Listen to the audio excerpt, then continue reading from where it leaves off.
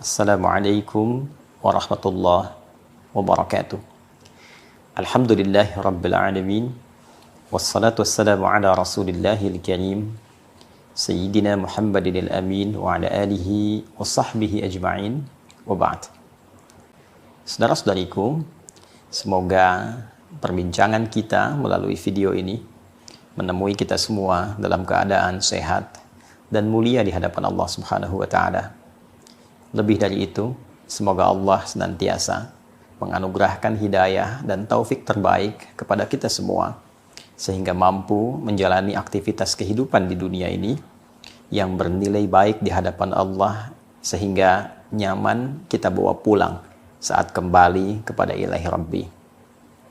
Saudara-saudariku, beberapa hari ini ada permintaan dari sebagian teman-teman untuk bisa memberikan pandangan pada satu persoalan yang kiranya mungkin banyak dibincangkan beberapa hari ini terkait dengan pelaksanaan sholat berjamaah yang di dalamnya terdapat susunan shaf yang bercampur antara laki-laki dan perempuan dalam satu shaf yang sama. Bagaimana kiranya pandangan Al-Quran dan juga sunnah Rasulullah SAW terkait persoalan dimaksud yang tentunya dijelaskan dengan terperinci oleh para ulama-ulama bersanad sehingga sampai kepada kita tentang ketetapan hukum tersebut.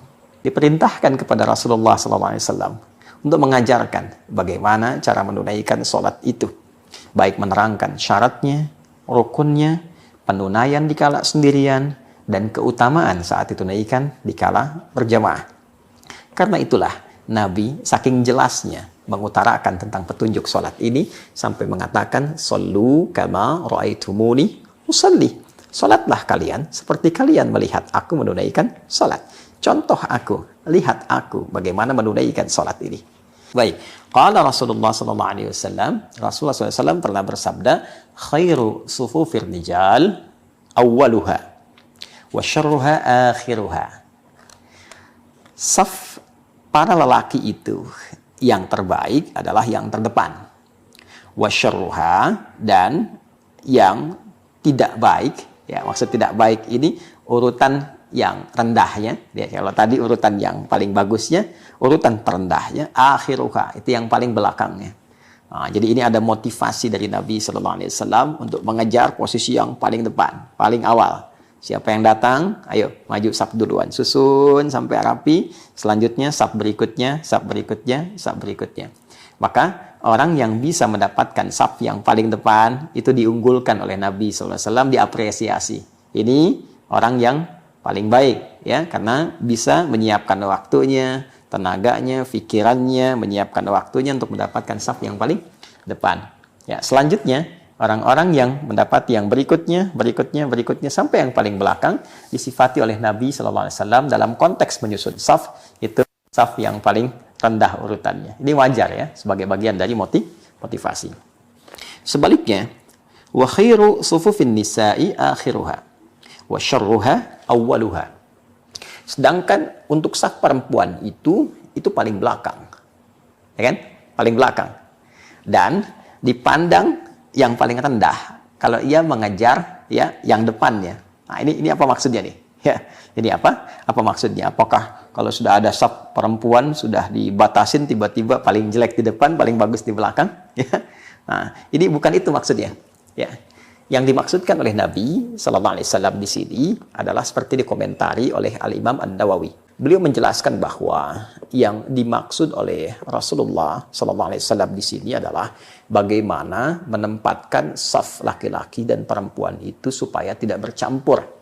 Ya, adami mukhalatatir rijali ya ma'an nisa. Ya, supaya tidak ada ketercampuran antara laki-laki dan perempuan. Karena itu diatur supaya yang laki-laki mendapati saf yang paling depan, perempuan itu di belakang, maksudnya berjarak dengan laki-laki.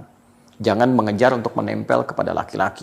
Ya, diambil jarak supaya tidak ada percampuran antara laki-laki dan perempuan. Demikian ya yang disampaikan penjelasannya oleh Al-Imam An-Nawawi. Untuk itulah bahkan Al-Imam Al-Ghazali ya rahimahullah dalam kitabnya Ihya Ulumuddin itu pernah menyampaikan satu pendapat yang dipraktekkan sampai kini oleh masyarakat kita. Dan jangan lupa Imam Al-Ghazali itu juga faqih, seorang ahli fikih dan punya kitab ya penjelasan-penjelasan dalam fikih bermadzhab Asy-Syafi'i. Baik, beliau berpendapat bahwa hendaknya dibuat satu pemisah ya, yang memisahkan antara saf laki-laki dengan perempuan, semacam hijab. Nah, itu kita praktekkan saat ini. Ya, dan apa di antara fungsi hijab itu melanjutkan pandangan Al-Imam An-Nawawi supaya tidak terjadi percampuran, bukan hanya percampuran secara fisikal, tapi juga percampuran secara non-fisik yang mungkin saja ketika terlalu dekat perempuan dengan laki-laki, yang perempuan bisa melihat ya gerakan laki-laki atau mendengar suara-suara dan sebagainya, ya sehingga dengan itu berpengaruh bukan hanya kepada kekhusyuan salat yang ditunaikan, tapi dalam beberapa kasus juga ya dikhawatirkan terjadi hal-hal yang tidak diinginkan ketika menunaikan salat. Ya, ada satu lagi yang ditekankan oleh Al-Imam Al-Mawardi. Beliau punya kitab diantaranya ada Al-Hawi Al-Kabir. Ya, berpendapat bahwa saking dijaganya pengaturan saf laki-laki dan perempuan supaya tidak ada terjadinya percampuran antara laki-laki dan perempuan, itu sempat disampaikan oleh beliau satu riwayat di era-era terdahulu yang meminta kepada para imam ya laki-laki tentunya, kemudian juga makmum laki-laki untuk diam sejenak ketika sholat telah usai supaya yang perempuan keluar terlebih dahulu. Itu sampai diatur bagaimana ketika sholat tuntas dikerjakan, yang imam makmum laki-laki diam dulu supaya yang perempuan keluar dulu, setelah selesai perempuan sejenak baru kemudian laki-laki keluar. Anda bisa bayangkan, jangankan di dalam sholatnya, pasca sholat pun ulama yang berpandangan dengan sangat hati-hati supaya tidak terjadi percampuran, supaya tidak terjadi terlihatnya mungkin aurat-aurat perempuan yang sekat-sekatnya terbatas. Laki-laki bangkit melihat ke belakang di tempat-tempat tertentu yang mungkin pembatasnya ya kurang tertutup, mungkin dengan tingginya tertentu, terlihat ada sebagian yang melepas mokenanya, ada sebagian yang masih mengenakan, ada sebagian yang mungkin aurat-aurat tertentu bisa tertatap. Itu Al-Imam Al-Mawardi berpikir sampai sejauh itu. Ya, bahkan dalam selesai sholat pun biarkan perempuan keluar terlebih dahulu, baru kemudian laki-laki. Nah, beberapa pandangan ulama ini memberikan kesan kepada kita bahwa bagaimana sholat itu bukan hanya penting ditunaikan dengan penuh kekhusyuan, pemenuhan terhadap syarat dan rukun, tapi juga bagaimana adab akhlak dalam penunaiannya diatur supaya tetap menjaga nilai-nilai ketaatan dan kemuliaan di hadapan Allah Subhanahu wa taala yang mengikuti petunjuk Rasulullah sallallahu alaihi wasallam. Ada beberapa kesan yang ditampilkan oleh para ulama kita yang melampaui zamannya, yang membahas kemungkinan-kemungkinan persoalan terjadi. Karena di era terdahulu, kiranya jarang didapati atau mungkin juga tak pernah didapati ada perempuan bercampur sholatnya dengan laki-laki. Di era-era sahabat misalnya, tabi'in misalnya. Tapi para ulama kita itu sudah mendiskusikan bagaimana kalau ada perempuan yang bercampur dengan laki-laki di satu saf yang sama. Maka di sini dibagi pada dua bagian oleh para ulama. Yang pertama, jika percampuran dimaksud tidak diiringi dengan adanya pemisah. Laki-laki langsung perempuan, perempuan lagi, laki-laki lagi. Atau laki-laki, perempuan, laki-laki tanpa ada pemisah.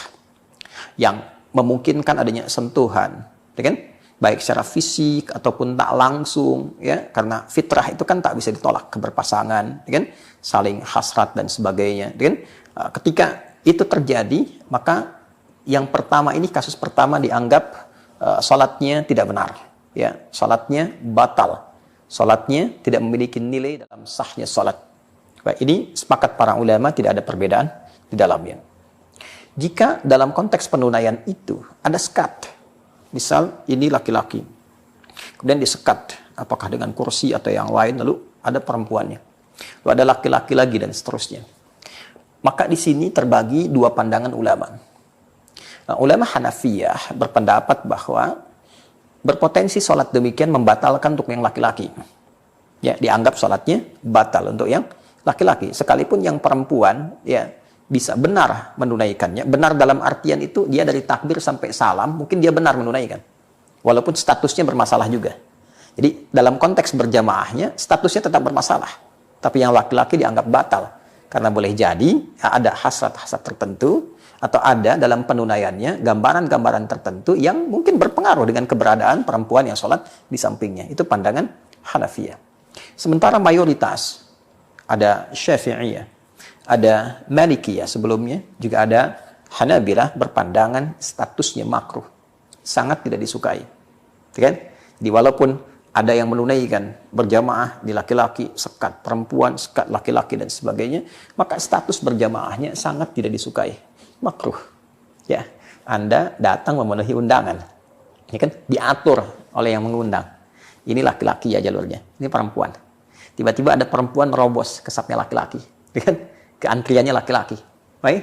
Ketika sudah sampai ke depan, yang menerima, ya, yang mengundang itu ketika akan menerima sudah tahu itu bagiannya perempuan, yang ini kok di laki-laki, ya, maka nampak ekspresi ketidaksukaan, ketidaknyamanan, ya, walaupun mungkin dalam kondisi itu melihat sudah ada di depan nih, ya kan, tanggung nih, walaupun disekat nih 1, 2, tapi dia memaksa ingin masuk di bagian laki-laki, ya, yang terjadi seharusnya kan ada yang melarang, ya kan, ini jalurnya ibu, ini jalurnya bapak, tapi boleh jadi dalam kondisi tertentu ada mungkin kondisi-kondisi yang merasa punya kedudukan tertentu, ya kan? Saya pengen ke sini aja, saya pengen langsung ya bersalamannya lewat jalur bapak karena saya punya kedudukan, ya. Ini pejabat A, ini pejabat B, sehingga yang ingin melarang petugas akan tak punya kuasa di situ, ya. Tapi tetap ketika menerima, ya, orang yang punya hajat untuk mengundang itu ketika menerima merasa tidak nyaman karena bukan tempatnya di situ. Sekalipun dia punya kedudukan, punya jabatan, namun telah diatur posisinya. Karena itu, Allah Subhanahu wa Ta'ala mengatur dengan detail bahwa orang-orang yang motivasi sholatnya didorong bukan sebagai penyembahan kepada Allah dengan tulus yang mengikuti petunjuk Rasulullah, tapi memiliki motivasi-motivasi lain dalam kreasinya, atau barangkali ingin menampilkan kedudukan, atau lebih daripada itu untuk misalnya dalam konteks kekinian dibahasakan dengan pencitraankah misalnya, ditampilkan hanya untuk menampilkan kondisi tertentu, maka itu dikecam dalam Al-Quran, tidak dibenarkan. Sehingga Allah memberikan pandangan yang langsung dengan firman-Nya, fawailul lil musallin alladzina hum an salatihim sahun alladzina hum yura'un. Demikian di surat Al-Ma'un itu. Maka ada potensi celaka bagi orang sholat. Ya, wail di situ dikecam, sesuatu yang tidak dibenarkan, melebihi tidak disukai. Ya, dikecam, kemudian ya dikecilkan, ya, dan dihinakan. Dalam konteks itu tidak dipandang, ya, diabaikan, tapi juga dikecam, ya, kecaman, ya. Ya, siapa orang-orang yang dikecam itu? Lil musallin, ada orang yang sholat tapi salah motivasi sholatnya. Alladzina hum an salatihim sahun, yaitu orang yang lalai dalam sholatnya.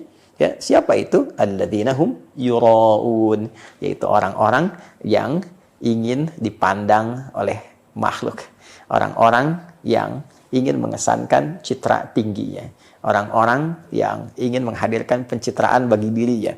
Sholat seharusnya menampilkan penghambaan kita kepada Allah, ingin dilihat Allah, itulah ihsan.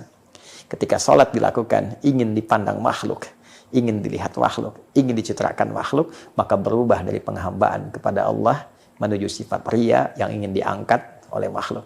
Sholat itu ibadah untuk bersujud. Sujud artinya merendahkan. Semakin kita merasa rendah, maka Allah meninggikan.